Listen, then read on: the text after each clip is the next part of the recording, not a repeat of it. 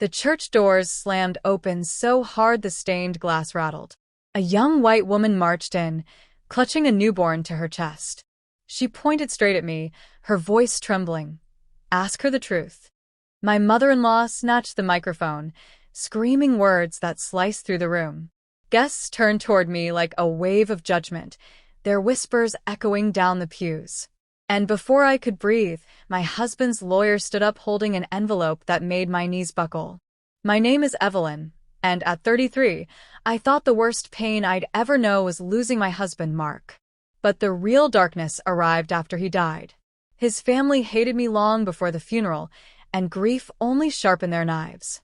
I never imagined the truth would be exposed in front of an entire church, or that the lie would be the part that almost destroyed me. The funeral smelled like lilies and damp wood, the kind of scent that settles into your bones. I sat in the front row, hands shaking in my lap, trying to keep my breathing steady. Mark's mother, Carol, kept glancing at me like she was waiting for me to ruin her performance of devastated widow.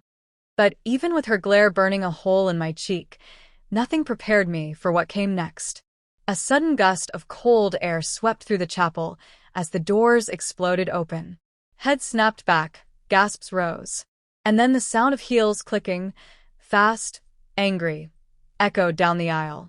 A young woman, maybe mid-20s, pale, tear-streaked, hair messy like she'd been crying for hours, walked in holding a newborn wrapped in a blue blanket. She didn't look at Mark's casket. She didn't look at the pastor. She looked only at me. "Where is he?" she shouted, voice cracking. "Where's Mark?" Her eyes were wild, grief, fury, desperation all tangled together. I froze. The entire room froze. Then she lifted her trembling arm and pointed directly at me. "Ask her the truth." Gasps. A few whispers. Someone muttered, "Oh my God." I felt my heart plummet to my stomach. Mark's mother seized her moment. Carol snatched the microphone from the pastor with shaking hands and shrieked, "See! See!" She pushed him away. She drove him to this girl. Her voice cracked into a sob that didn't sound like grief. It sounded like performance. The guests pivoted toward me like a single organism turning its head. I could feel their judgment before any words were spoken. Flash cut. 3 months earlier, Mark and I at our kitchen table, arguing in hushed voices. He kept saying, "My mother is stirring things again, don't listen to her." But I did listen, and it ate at me. Back in the funeral, Carol was still screaming. "She made my son miserable. She's the reason he—" "Stop," the young woman yelled. The baby in her arms jolted and began crying, a small, sharp wail that cut deeper than any accusation. My throat tightened. Who was she? What baby was this? What truth was she talking about? I stood up slowly. Everyone watched me like I was on trial. "Ma'am," I said softly, "I don't know who you are." "You do," she hissed. "You just don't want to admit it." A fresh wave of whispers crashed behind us. Carol pounced again, voice venomous. "Oh, please." Evelyn knew. She knew about the affair. She pretended to stand by him, but she's been covering this up. I didn't cover anything. I snapped, louder than I intended. The pastor tried to intervene, but the chaos was already spreading. Flash cut. 1 week before the funeral. I remember Mark's last night at home. He looked exhausted, distracted. He held my hand longer than usual and whispered, "I'm sorry for everything." I asked, "Everything what?" He never answered. Back in the present, the baby's cries echoed through the church. The young woman stepped closer to me, close enough that I could see the dark circles under her eyes. "I'm not here to fight," she said, voice trembling. "I'm here because he promised he'd be there when the baby was born. And he wasn't." Carol dramatically covered her mouth like she'd just heard a shocking confession, even though she absolutely orchestrated this moment. Then, out of nowhere, Mark's lawyer stood up. A tall man in a gray suit. Calm. Controlled.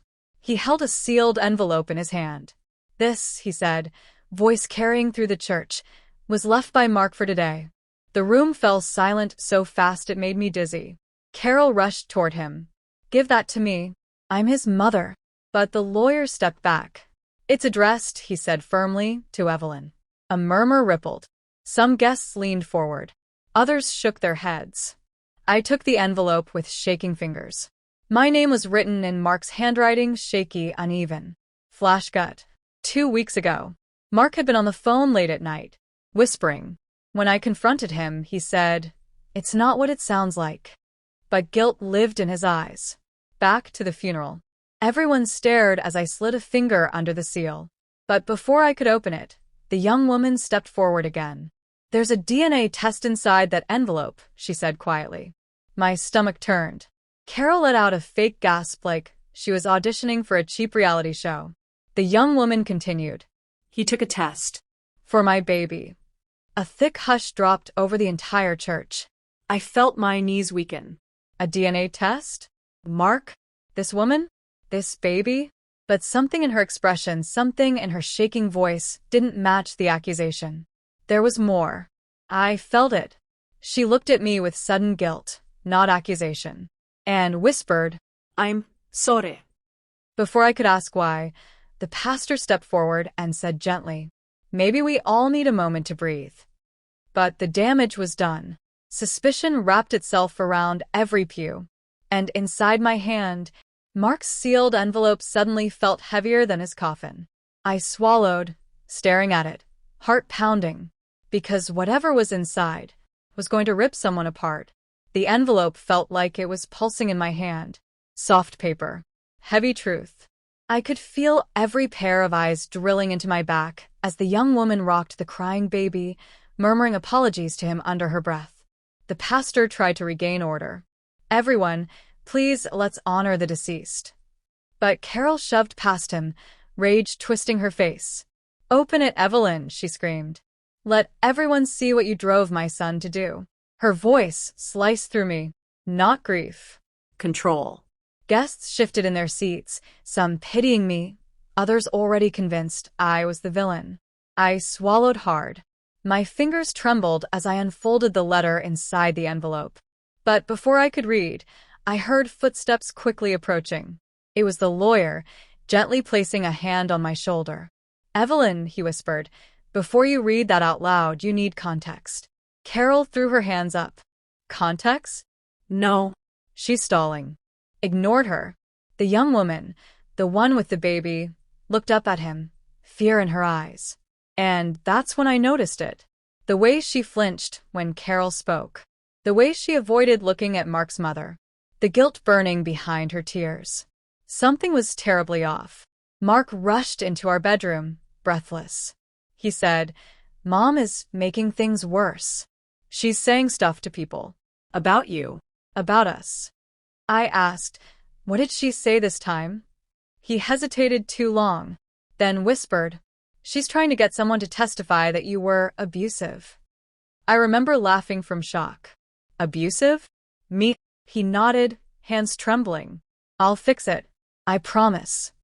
He never got the chance. The flash cut dissolved, and I was back in the funeral. The air felt colder, heavier. "Evelyn," the lawyer said softly, "the test in that envelope wasn't done by Mark." The room erupted in gasps. Carol spun toward him. "That's a lie. My son wanted the truth." But the young woman suddenly whispered, "No, he didn't." Her words rang out louder than she meant them to. My heart thudded. The lawyer nodded. She's right. Mark refused the test. He didn't believe the baby was his, and he said he wouldn't put you through that humiliation. I felt my breath catch. "He loved you," the lawyer added. Carol's face twisted, fury, jealousy, and something darker. "Then how did the DNA test even happen?" someone from the back called out. The young woman closed her eyes and broke. Her voice cracked. "I was paid." A ripple of shock tore across the room. Carol shouted, "Stop talking." Her voice was shaking now, not with grief, but panic. The young woman clutched the baby tighter and kept going. "Your mother-in-law, she paid me to say the baby was his." A collective gasp rose like a wave crashing into the walls. My knees buckled. The pastor rushed to steady me. Carol lunged toward the young woman, grabbing her wrist. "You little liar. You're ruining everything. The lawyer stepped between them. No, Carol. You did that. You forced this. The young woman, trembling, whispered. She said she'd give me $20,000 if I showed up today. If I caused a scene. If I humiliated Evelyn. My stomach dropped. 20,000. A funeral sabotage. Carol screamed. She's lying. She's trying to save herself. But the lawyer shut her down. There are bank statements, he said calmly. You left a trail. The church fell into a horrified silence. Mark sat alone in the living room, hands clasped, eyes red. He whispered, Mom's not herself lately. But I heard the fear in his voice. He was afraid of her, not for her. He told me, she wants control. Over everything. Even me. I reached for him. He flinched. Not for me. From whatever she'd put in his head. The present snapped back like a rubber band. Carol stared at me with pure hatred, her mask slipping entirely. She didn't deserve him, she screamed. You took him from me. The pastor tried to calm her, but she yanked her arm away violently. He was miserable with you. MSRBL. Every letter felt like a stab. The young woman began to sob. I'm so sorry, she whispered to me. I didn't know he died. She didn't tell me that part. She just said, show up. Make you look unfaithful. Break you. Tears slid down her cheeks. I thought he was alive. I thought he'd be here. The baby fussed again. She rocked him gently. He's not mine, she whispered. I just needed the money. The room was silent. No breathing. No whispering.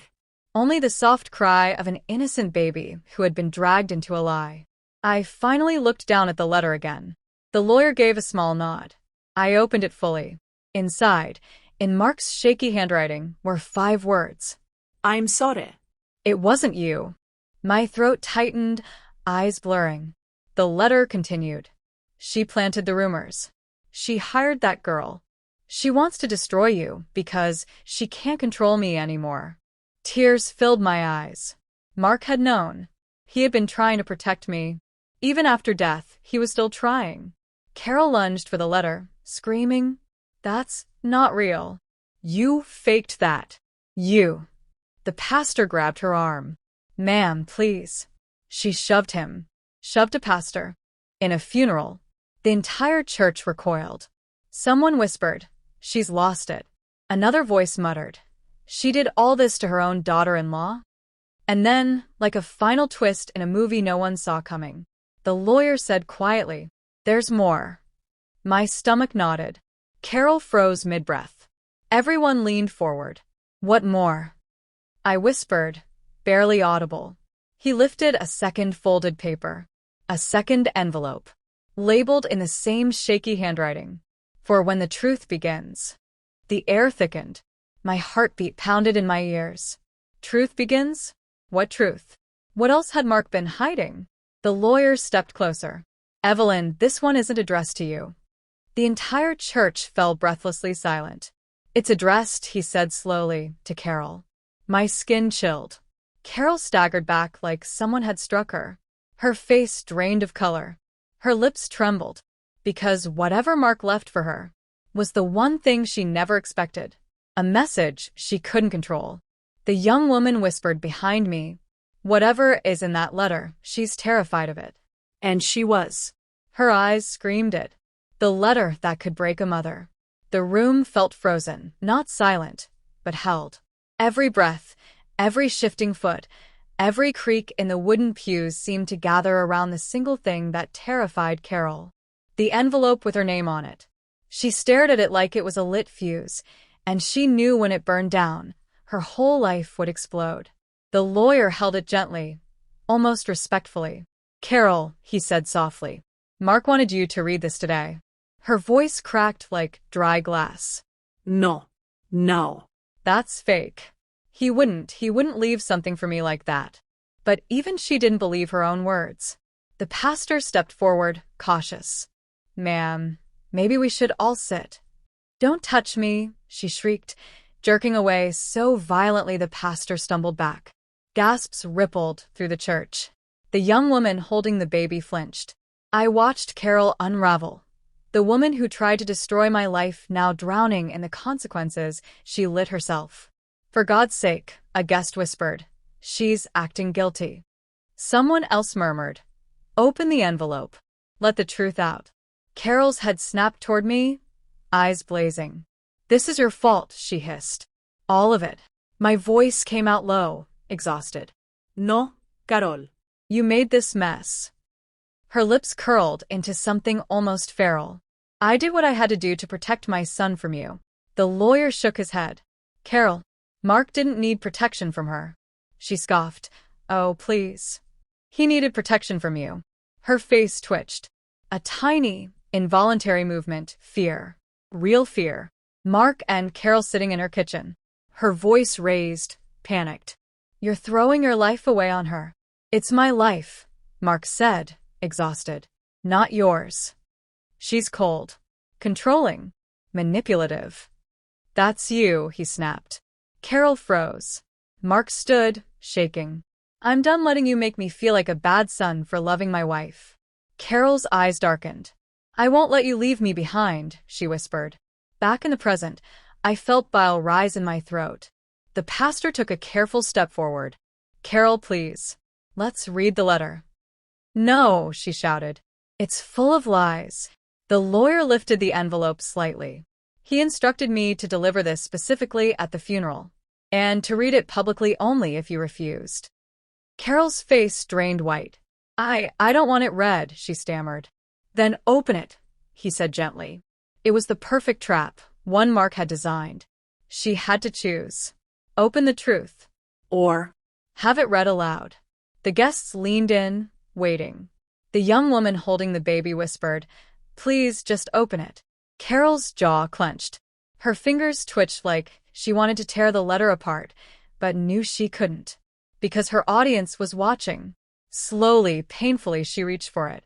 Her hands shook so violently the paper rattled. She ripped the top unevenly and pulled out a folded sheet. She didn't open it. She just stared at it like she saw blood on the edges. Finally, with a trembling breath, she unfolded the letter. Her eyes moved across the page, then froze, then widened. A strangled sound left her throat, part gasp, part sob. She shook her head wildly. No, no, no, no. The lawyer stepped closer. Carol, what does it say? She clutched the letter to her chest like a shield. Nothing. It's nothing. The pastor said gently, Ma'am, if it's nothing, then read it. Her silence was louder than a confession. I stepped forward, voice steady despite the storm inside me. Read it, Carol.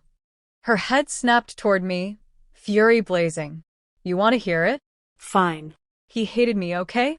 Is that what you want? He turned my son against me. Tears streaked down her cheeks. He said, I ruined his marriage. He said I destroyed his peace. He said, her voice broke completely.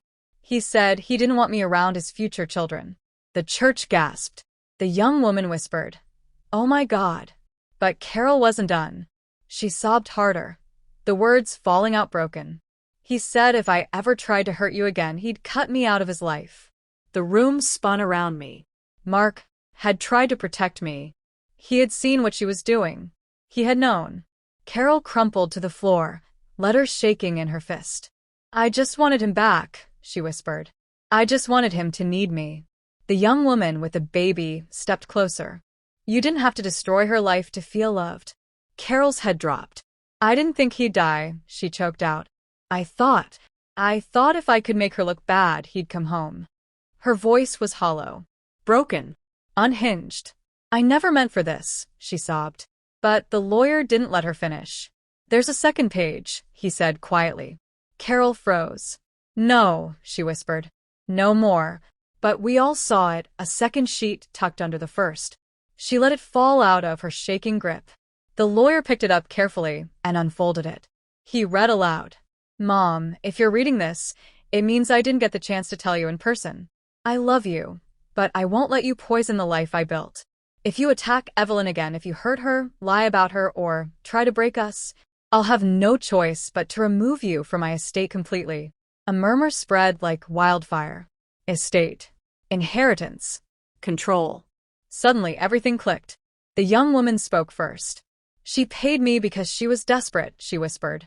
She said if the marriage looked unstable, she'd get back in his will. Gasps erupted. Carol's head fell forward. She didn't deny it, because she couldn't. The lawyer folded the letter slowly.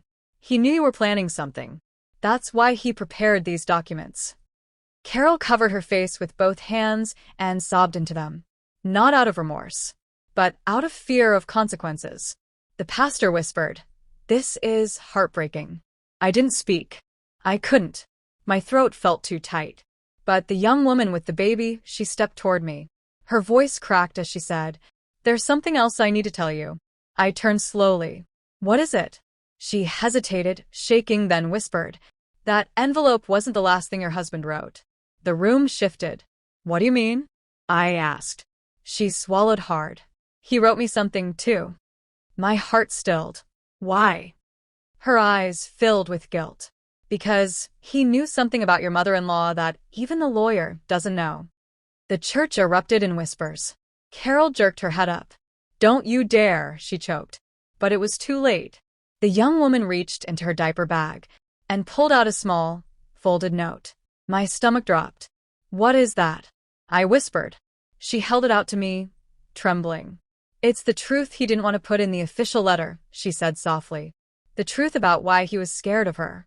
Carol let out a strangled scream. "Stop." But the note was already in my hand. And when I opened it, my entire body went cold. The note in my hand felt warm, like Mark had written it recently, like his fingerprints were still pressed into the paper, like he was still trying to protect me, even from the grave. I took a shaky breath and unfolded it completely. For lines that hollowed out my lungs. "Mom is not well. She's been lying about everything. If anything happens to me, don't trust her. She knows more about my accident than she admitted." My heart slammed against my ribs so hard I nearly dropped the note. Accident? His accident? The one that took him from me? Someone gasped behind me. The pastor crossed himself in shock. Carol's scream tore through the church like a wild animal being cornered. "That's a lie. A lie. You forged that." But her voice shook. Her hands shook. Her entire body shook. And suddenly everyone knew. She wasn't screaming because it was false. She was screaming because it was true. The lawyer stepped toward her. "Carol, sit down." "No," she shrieked. "This is her. She planted this. She." The young woman holding the baby whispered loudly enough for everyone to hear. "He gave me that note before he died. On the phone. He said he was scared." The room held its breath. "What was he scared of?" the pastor asked gently. The young woman hesitated. Then she whispered the words that made my skin ice over. "His mother." A ripple of horror moved like a wave across the room. I stared at Carol, at the woman who hated me, who lied about me, who paid someone to ruin my life, who humiliated me in front of the entire town. But this was different. This was darker. This was fear. Real fear. "What did he mean?" I whispered. The young woman closed her eyes, voice trembling. "He told me. She's pushing me too far. I think she knows something about the car. And she won't stop until something breaks." I sucked in a breath, so sharp it hurt. The church went silent. Dead silent. The lawyer slowly turned toward Carol. "Carol, do you know what this refers to?" Her face tightened, a flicker of something caught in her eyes. Panic. Guilt. "A secret." "No," she said quickly, too quickly. "No, I don't." "Carol," he said, stepping closer. "Mark's car had new damage on the brake line that wasn't there a week before the crash." I froze. Brake line. Crash. A trembling whisper left my lips. "You touched his car?" Carol's head shot up, horrified. I didn't. I swear I didn't." But the lawyer didn't stop. The mechanic who inspected the crash said the damage was not from the accident itself. Guests started murmuring. Someone covered their mouth. Another whispered, "Oh my God." Carol backed up until her spine hit the wall. "I didn't do anything," she screamed. "I would never hurt my son." The lawyer's voice dropped. "You were the last person seen with his car." She blinked rapidly. Her mouth opened and closed like she couldn't breathe. "Why you think I killed him?" she whispered in disbelief. I didn't say anything. I couldn't. My heart was pounding too loud. The pastor spoke softly. "No one is saying that, ma'am. But something is wrong. Deeply wrong." Carol's eyes darted around the room. Desperate, terrified, losing control. And then, she snapped. "He was leaving me," she shouted. "He said he was done. That he didn't need me anymore." Her hands shook violently. "I was losing him. I was losing everything." Her voice cracked into a sob. "I didn't mean for him to get hurt. I just wanted to talk. To slow him down. To make him see reason." The entire church inhaled sharply. "What did you do?" I whispered. Carol covered her mouth, as if the words were trying to escape. I told him the car was making a noise. I told him I'd check it. I loosened a bolt, but..." She gasped. "I swear I didn't know it would break. I swear." The lawyer cut her off sharply. "Carol, stop talking." But it was too late. She had confessed. Right there. In front of the pastor. The congregation. The lawyer. Me. Everyone heard it. She had tampered with his car. The air thickened, heavy, suffocating. The kind of silence that only follows a horror too real to absorb. The young woman holding the baby whispered. "He told me he didn't trust her near the car anymore." And suddenly, a flash got ripped through my mind. Mark stood in the driveway, arms crossed, watching his mother fuss over the hood of his car. "Mom." "Stop touching it," he said, firm. She looked up innocently. "I'm just checking, sweetheart. You don't know anything about engines." "I know enough to know your wife doesn't appreciate you." He stiffened. "Leave her out of this." Carol slammed the hood shut. "You'll see the truth soon." He stared at her for a long time, then whispered, "I'm starting to." The flash ended. I felt faint. My knees buckled. The pastor caught my arm just before I hit the ground. Guests started shouting. Someone yelled for water. Another cried. But Carol fell to her knees, shaking, gripping her hair, repeating, "I didn't mean it. I didn't mean it. I didn't mean it." The lawyer approached her carefully. "Carol, we need to call the police." Her scream echoed off the church walls. No. "Please, please don't take me away." The baby began crying again, louder this time, sensing the chaos. The young woman held him tightly, rocking him. I slowly forced myself to stand, my body trembling. My eyes locked with Carol's. She looked up at me, mascara streaked, face pale, hands shaking uncontrollably. "Evelyn," she whispered, voice tiny, "I didn't kill him. You have to believe me. I didn't kill my son." I stared at the broken woman in front of me. The woman who hated me, Who humiliated me. Paid someone to lie. tried to destroy my life, tried to pull her son back under her control. The woman who loosened a bolt. Just a bolt. But sometimes, a bolt is enough to change everything. "I don't know what I believe anymore," I whispered. Carol let out a soft, shattered sob. The lawyer sighed heavily and reached for his phone. And then, at the back of the church, a voice spoke. A voice none of us expected. Point 15. A voice that stopped everyone from breathing. "Before you call the police," the voice said slowly, "there's something you all need to know about Mark's accident." We turned, and my blood ran cold, because stepping out of the shadows was the mechanic, the one who inspected Mark's car. And the look on his face said this: we didn't know the full truth. Not yet. Not even close. The moment the lawyer's voice echoed through the church, everything inside me cracked. This baby is not his. Gasps. Chairs shifting. Someone whispered, "Oh my God." But instead of relief, a cold dread moved through me. Because right after that truth, the young woman's eyes locked onto mine with something darker than guilt. Something like fear. And fear always means another secret. I remember standing in our kitchen, Mark's phone buzzing on the counter. A text notification flashed. "Meet me today." Urgent. A number I didn't recognize. A number that never texted again. When I asked him who it was, he stared too long before answering. Wrong number. I believed him. God, I believed him. The young woman, her name still unknown, clutched the baby tighter. My Emil pointed at me like I was standing trial. She caused this.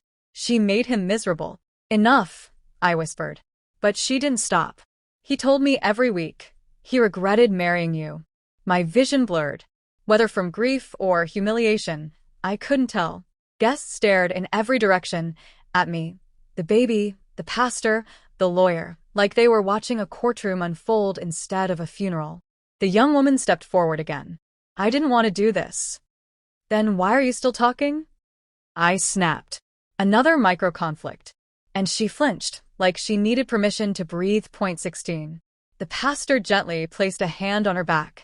Sweetheart, tell the truth now. All of it. Her bottom lip trembled. My Emil hissed. Don't listen to her. She's lying to destroy us. But the lawyer's face didn't move. He knew something. The young woman whispered so quietly I almost missed it. I was never supposed to hand over the baby. Only the letter. My heart lurched. What letter? She looked at the lawyer. He slowly reached into his briefcase. I walked past Mark's office door and heard him arguing on the phone. No. I said no. I won't be part of this. A pause. She won't find out. I promise. When I stepped closer, he hung up instantly. Everything okay? He forced a tired smile. Just work. Line number. I don't even know anymore. The lawyer pulled out a cream-colored envelope. Thick. Heavy. He held it up. Mark left this with me 2 weeks before he passed. The church transformed into a vacuum, silent, expectant, terrified. My Emil barked, You're not opening that. Not here. The lawyer ignored her and turned to me. Before he died, he asked me to give this to you. Only you. Emil lunged forward. I said a no. She doesn't get to rewrite history. The pastor stepped in front of her, blocking her like a protective wall. Micro-conflict. Another eruption. But this time, everyone sided against her. My hands shook as I reached for it. The young woman choked on a sob. I never wanted this to go this far, she whispered. He told me he didn't want to hurt you. My stomach dropped. Hurt me how? What was he hiding? She blinked rapidly, glancing between me and the envelope. I thought he loved me, she muttered.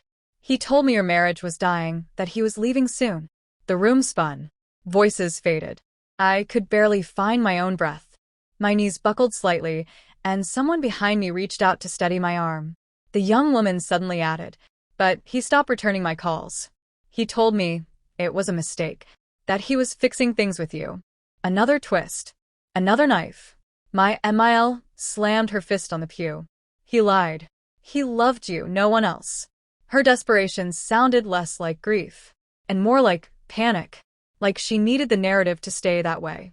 Because if he wasn't loyal to me, and he wasn't loyal to the girl. Who was he loyal to? What was he running from?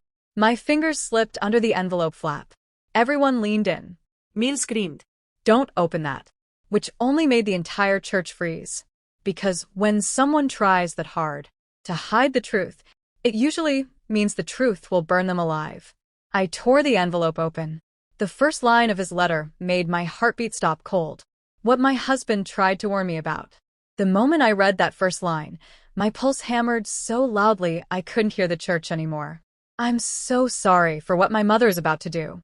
My Emil froze. Her face drained of color, like someone ripped the ground out from under her. Guests shifted, whispering. He wrote about his mother? What was she planning? But I kept reading. Mom has been interfering again. She's threatened to protect the family image by any means necessary. If you're reading this, something happened before I could stop her. My Emil clutched her chest, staggering back. Stop reading, she shouted. The pastor held her arm, gently but firmly. No. She deserves the truth. Her eyes blazed. A trapped animal cornered. Mark came home shaking, slamming the door behind him. She showed up at my office, he whispered. Who? My mom. What did she want? He swallowed. A clean slate for the family. I didn't understand then. But now, with the letter trembling in my grip, I did. The young woman, Emily, took one step closer. Tell them, she whispered to my Emil. Tell them what you told me the night he died. Emil snapped. I told you nothing. Emily flinched. The lawyer tightened his jaw. "This is going to get worse," he whispered to me. "Be ready." My eyes scanned the next paragraph. "Emily is not who Mom says she is. She's not a threat. She's someone Mom manipulated when she thought our marriage was hurting the family name." My breath left my body. Emile shrieked. "He never wrote that. You faked it." The lawyer raised one eyebrow. "This is his handwriting. Verified. Signed. Dated." Another micro-conflict exploded right there. Guests murmured. Someone gasped loudly. Two relatives stood up like they might leave. Emile's hands shook violently. Lies. All of it. But if it was a lie, why did Emily look terrified? Why was my Emile trembling like she expected to be exposed? I kept reading. Mom told me she would destroy my marriage to save me from myself. She threatened to create a scandal unless I agreed to cut ties with you. I didn't listen. So, she found someone else to use. My skin prickled. Emile screamed. She deserved better than you. You ruined him. But the pastor stepped forward, voice low. Maria, I'll let her finish. Emile shoved him off. She's not finishing anything. Her panic wasn't grief. It was exposure. I remember Mark pacing the hallway. I messed up, he whispered. How bad? He hesitated. I trusted the wrong person, and now Mom is using it. What did she do? But he walked away before answering. The house. The business. Our savings. My knees buckled. The lawyer steadied me. Emile shouted. That is not true. He would never blame me. Emily whispered, trembling. He begged me not to go through with it. But your mother, she threatened to take my baby when he was born if I backed out. The entire church erupted in horrified gasps. My Emile's face twisted, something between fury and fear. You said you'd never tell that, she screamed. And right there, the last of the mask fell off her. Emily sobbed. I didn't even know him. I only met him once, when your mother introduced us and lied that he wanted to help me. I whispered, help you how? She said he wanted to support a young mother, but he never even knew my name. Emile cowled. He was supposed to leave her. He promised me he would fix his life. Her voice cracked, turning raw. He was all I had left. And she pointed at me with shaking hands. Took him away. She changed him. She made him stop listening to me. My throat tightened. This wasn't love. This was ownership. Control. The kind that smothers until nothing can breathe. But then, the final blow. I reached the last line of the letter. It wasn't about Emily. It wasn't about the baby. It wasn't even about Emile. It was about something far darker. The handwriting trembled on the page. If I die, it will not be an accident. The church froze. Every heartbeat in the room stopped. Emily gasped. The lawyer stiffened. Emile went sheet white. And I felt my world tilt sideways. Because this letter wasn't just a warning. It was an accusation. And suddenly, the question I feared most clawed into my mind. What if someone helped my husband die? The truth my husband tried to escape. The church stayed frozen for a full 3 seconds. After I read that final line, if I die, it will not be an accident. A ripple moved through the crowd. Chairs scraping, mouths opening, hands covering faces. The pastor whispered, Oh Lord, what did this man know? My Emile slowly backed up, step by step, like she was trying to melt into the wall. That alone told me everything. Because innocent people don't retreat. Guilty ones do. Explain this, I said, turning to her. Emile snapped like a whip. I have nothing to explain. Emily shook her head. That's what you told me too, until you threatened me. Guests gasped. Emile barked. You were supposed to keep your mouth shut. Her voice cracked on the last word. The pastor raised his hand. That sounded like a confession, Maria. Emile froze again. Mark sat on the edge of our bed, rubbing his temples. I'm scared, he whispered. Of what? He lifted his eyes, but wouldn't say her name. Someone is pushing too hard, he murmured. Someone wants to control everything. When I asked who that someone was, he just said, You know. At the time, I didn't know. But now? Now the answer was standing right in front of me. The lawyer stepped forward. There's more, he said carefully. Emile lunged toward him. That letter was supposed to be destroyed. The room exploded with whispers. Why would she destroy it? Did she know he was in danger? Did she want this? Mills shouted. Stop looking at me like that. Her voice was breaking. Not with grief. With fear. The lawyer handed me another folded sheet. My chest tightened. There was a second page. Mills screamed. No. Don't open that. Which only made every single person stare harder. I unfolded it with shaking hands. The words hit like fire. If anything happens to me, check the brakes. The church gasped so sharply it felt like the air vanished. He died in a car accident, someone whispered. Another voice. Emily wiped her tears and spoke again. I didn't want to believe her. I didn't want to believe she could hurt her own son. Emile spun toward her. You don't know anything, Emily whispered. You told me his wife would replace you. You said you needed him back under your control. You told me you wanted to teach him a final lesson. Emile's breath caught. No. She couldn't finish. And that silence was louder than any confession. The night before the crash, Mark came home pale, sweating, hands shaking. I checked my car, he whispered. What's wrong with it? He swallowed hard. I think someone tampered with it. I felt my stomach twist. Who would do that? He closed his eyes and said the same answer. You know. Those two words came back, now like a punch. Back to church. The room erupts. The pastor stepped between us gently. Maria, did you touch his car? Emile snapped back.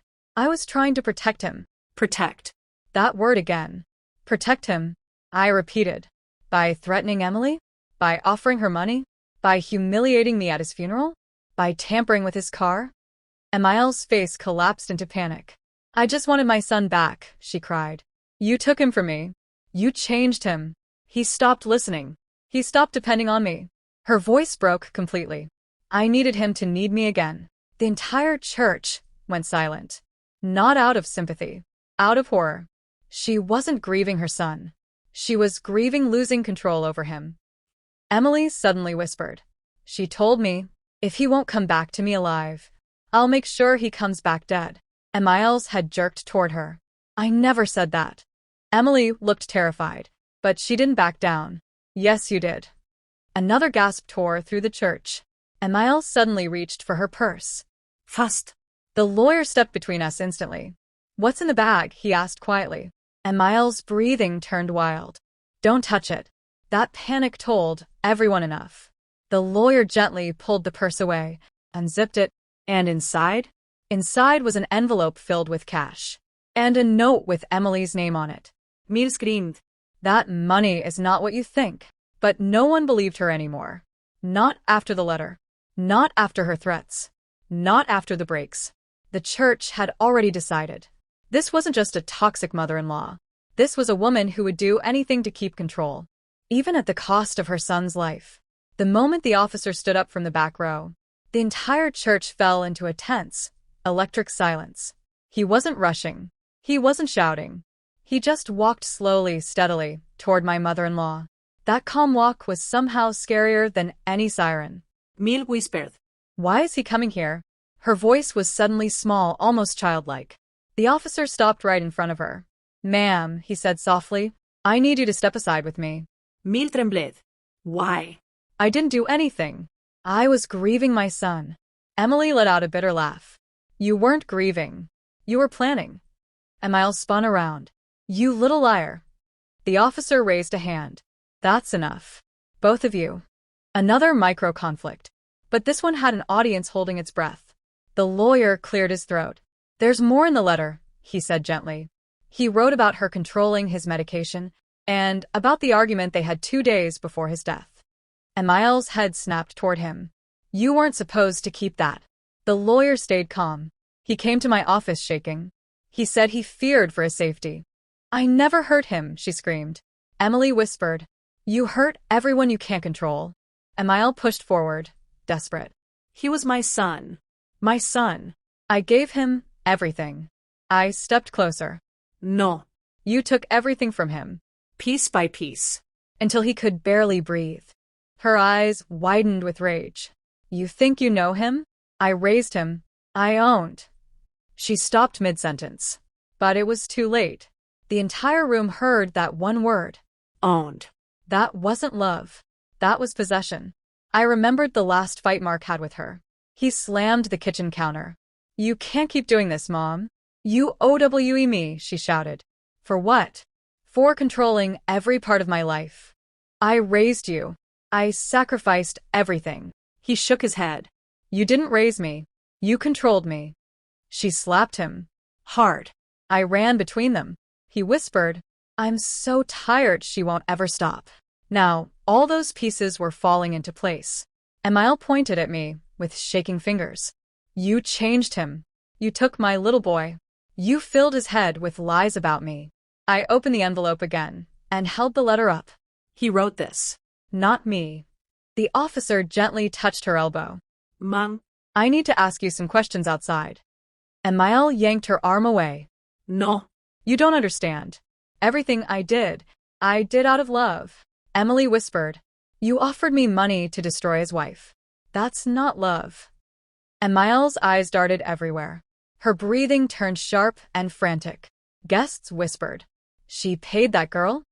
She threatened the baby? She touched the car? Emile snapped. Stop talking about me like I'm some monster. The officer stepped closer. Ma'am, this conversation is no longer voluntary. And then it happened. Emile sank onto the front row pew. Like her body finally gave up. She covered her face with both hands and sobbed into them. Not gentle sobs. Ugly, broken, heaving sobs. He was all I had, she cried. All I ever wanted was for him to stay with me. I whispered. You didn't lose him to me. You pushed him away with your control. She shook her head hard. You don't understand. He was slipping away. I just wanted him back. The pastor exhaled sadly. Maria, you can't pull someone back by breaking them. Emily suddenly cried harder, holding her baby close. I didn't want to ruin anything, she sobbed.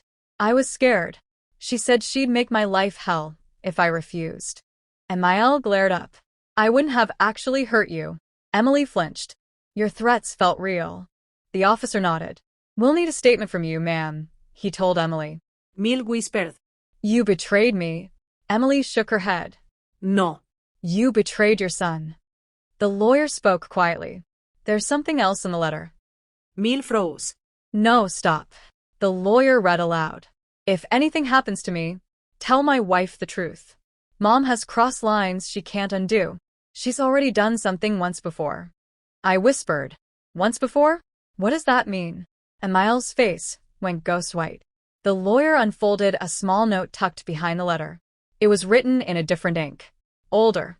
He turned it so only I could see it at first. My knees went weak again. It said, ask her about the accident 4 years ago. My breath caught. I looked up sharply. Maria, what happened 4 years ago? Emile closed her eyes. Silent. Still. Terrified. The officer leaned forward. What accident? And in that instant I realized my husband didn't just die with secrets. He lived with them too. And his mother carried the darkest one of all. I froze for a second. The room went quiet again, that same dangerous quiet I had started recognizing. Ava stood there, arms crossed, looking at me like she was waiting for me to break first. But this time, I didn't. I took a slow breath. Okay, I said, if we're finally being honest, then let's be fully honest. Her eyebrows twitched. What's that supposed to mean? I walked closer, placed my phone on the table between us, and pressed play. A recording started. Her voice. Her laugh. And then her whisper. She won't see it coming. Ava's entire face drained of color. She stumbled back like someone punched the air out of her lungs. Dubber, where did you get that? She stuttered. I didn't have to get anything, I said.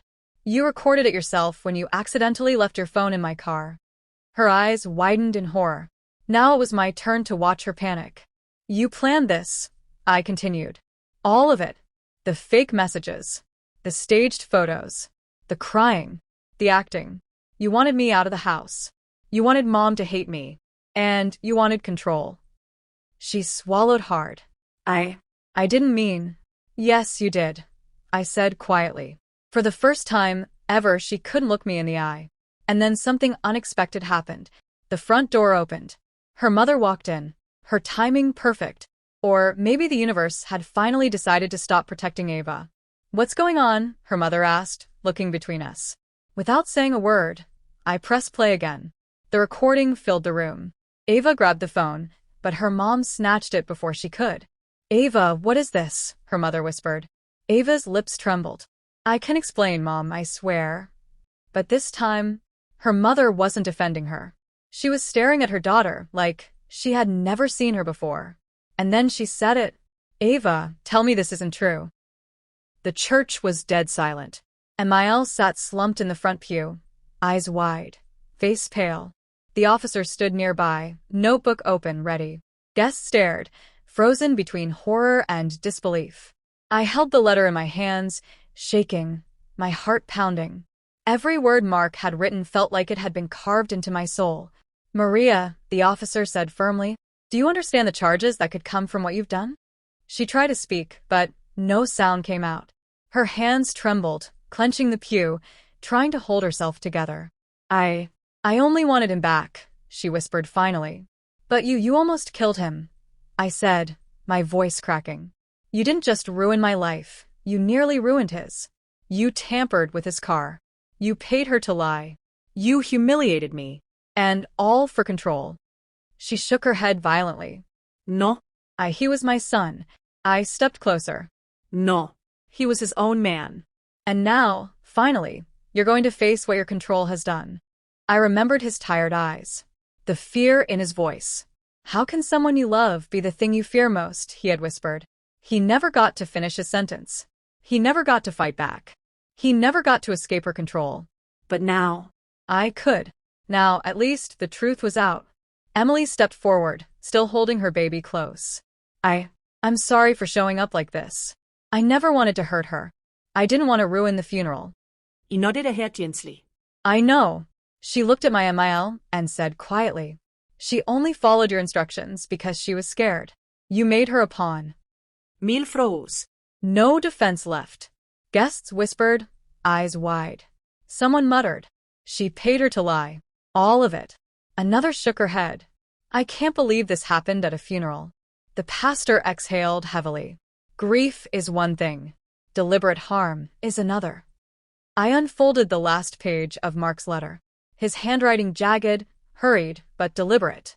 "I love you. I trust you to know the truth. If she tries to manipulate, threaten, or harm, I know you'll protect us both. Keep our family safe." I felt tears stream down my face. Not just for him, but for the life he had trusted me to protect. Amiel finally broke. She covered her face, sobbing uncontrollably. "I didn't mean to," she whispered. I wanted him to stay with me. But no one pitied her anymore. Not after all she had done." The officer gently guided her out. Her screams echoed in the church, but nobody moved. Justice was finally coming. I turned to Emily. "We've been through hell," I said softly. "But we survived. That baby, he's safe. And so are we." Emily nodded, tears in her eyes. I hope one day she realizes what she almost did." I took a deep breath. The letter burned in my hand, but it also gave me peace. Mark had trusted me, and I would honor that trust. The church was emptying slowly. The echoes of grief and shock still hung in the air. I stared at the empty pew where Mark's body had rested, and whispered to myself, sometimes the truth doesn't just set you free. It exposes the people who hid in the shadows all along. Sometimes, the people we trust most are the ones hiding the darkest secrets. Sometimes, love can feel like control, and control can feel like danger. Mark trusted me with the truth. And even though I lost him, I promised to honor that trust. But here's what I want to ask you. If you were in my shoes, standing at that funeral, watching the woman lie and manipulate, what would you have done? Would you have confronted her in front of everyone or stayed silent for fear of making things worse? And for those of you who faced betrayal in your own family, how did you survive it? How did you find peace? Tell me in the comments below, because I want to hear your story. Sometimes sharing it is the first step to healing. Remember, the truth has a way of coming out. And even in the darkest moments, courage can light the way.